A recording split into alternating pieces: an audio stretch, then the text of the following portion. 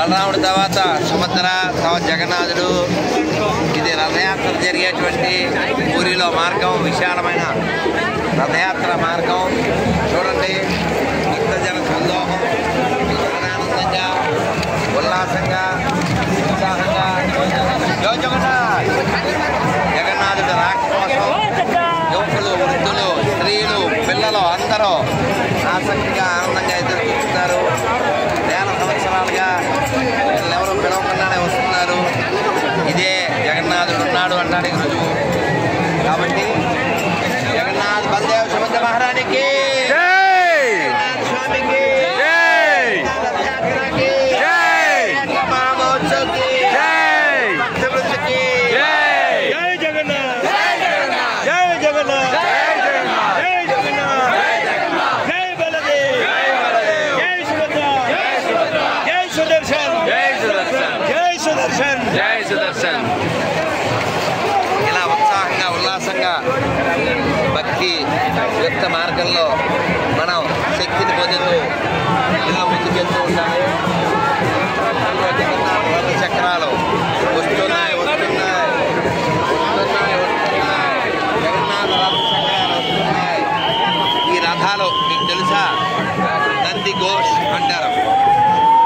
జగన్నాథుడు రథం పేరు నంది ఘోష్. అలాగే బలరాముడికి రథం ఉంది, దాని పేరు ఒకటి. సుభద్ర రథం పేరు ఒకటి. ఒక్కో దానికి ఎన్ని చక్రాలు ఉండాలి. ప్రతి సంవత్సరం ఆ రథం తయారు చేయబడుతుంది. ఇప్పుడు జగన్నాథుడు వచ్చినప్పుడు మనం ఆయన కీర్తించాలి. అందుకని ఇప్పుడు ఆయన యొక్క జగన్నాథ అష్టకాన్ని మనం పాడుకుందాం.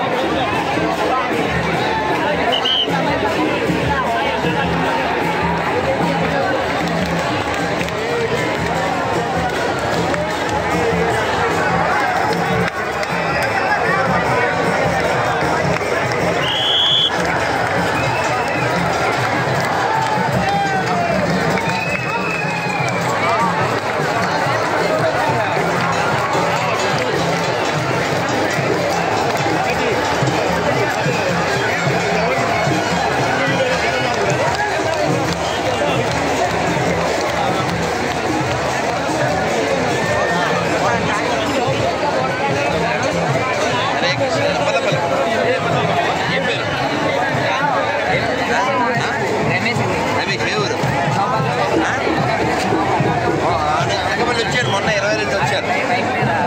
బైక్ తీసావా? బైక్ నా కాదు. ఏం పేరు? రమేష్. మళ్ళీ వస్తుంటారు కదా. బాగుంది కదా రథయాత్ర. ఇక్కడ ఉంటావా?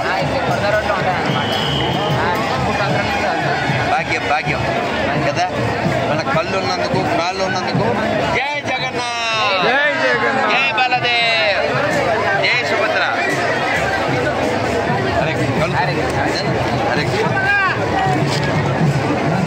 ఈ సందర్భంలో మనం జగన్నాథ అష్టకాన్ని చదువుకుందాం. ఏమాత్రం ఛాన్స్ ఉన్నా రథాలు కదులుతున్నాయి.